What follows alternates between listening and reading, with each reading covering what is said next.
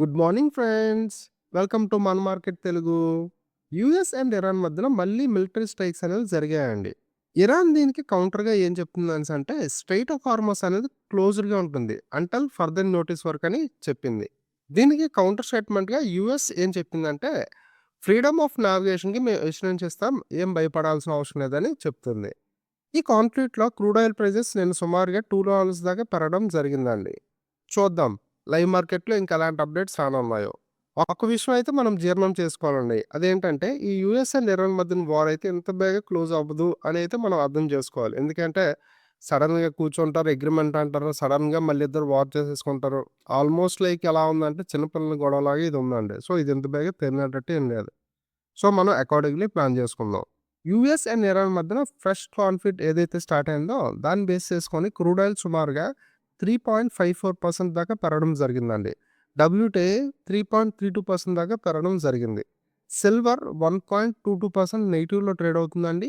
Gold 0.70% నెగెటివ్‌లో trade అవుతుంది. ఈ crude oil ఇంత పెరగడం వల్ల ఇండియా చాలా సెక్టార్స్‌కి డైరెక్ట్ ఇంపాక్ట్ ఉంటుందండి. అండ్ ఆల్సో ఇన్‌ఫ్లేషన్స్ కన్సర్న్స్ కూడా వస్తాయి. సో చూద్దాం. దీని మీద ఫర్దర్‌గా ఎలాంటి అప్డేట్స్ రానున్నాయో. ఏరియా డేటా గనుక చెక్ చేసినట్టయితే విప్రో ఏడిఆర్ 1.08% పాజిటివ్‌లో క్లోజ్ అయిందండి. హెచ్‌డిఎఫ్‌సి బ్యాంక్ ఏడిఆర్ 0.4% నెగెటివ్‌లో క్లోజ్ అయింది. ఐసీఐసీ బ్యాంక్ ఏడిఆర్ 0.41% నెగెటివ్‌లో క్లోజ్ అయింది. ఇన్ఫోసిస్ ఏడిఆర్ 1.71% నెగెటివ్‌లో క్లోజ్ అయిందండి.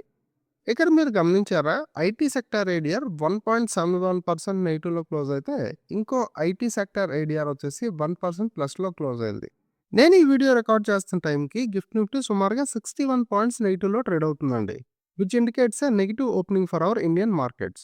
ఇంకా గ్లోబల్ మార్కెట్స్ గనుక చెక్ చేసినట్టయితే Nikkei, China and Dow Jones ఈ 3 కూడా నెగెటివ్‌లో ట్రేడ్ అవుతున్నాయండి. సో చూద్దాం. ఓవరాల్‌గా సెంటిమెంట్ అయితే నెగెటివ్‌లో టర్న్ అయిపోయింది. మన మార్కెట్ కూడా గ్యాప్ డౌన్‌లో ఓపెన్ అయ్యే అవకాశాలు ఎక్కువగా ఉన్నాయండి. లైవ్ మార్కెట్‌లో ఏదైనా మంచి పాజిటివ్ న్యూస్ వస్తే తప్ప ఇది రికవర్ అయ్యే ఛాన్సెస్ చాలా తక్కువగా ఉన్నాయి. సో చూద్దాం ఎలాంటి ఫర్దర్ అప్డేట్స్ రానున్నాయో. ఈ వీడియో గనుక మీకు నచ్చినట్టయితే మన మార్కెట్ తెలుగు ఛానల్ సబ్స్క్రైబ్ చేయండి. నేను సెబీ లిస్ట్‌ని కాదు. ఈ వీడియో కేవలం నేను ఎడ్యుకేషన్ పర్పస్‌గా చేస్తున్నాను. Thanks for watching video.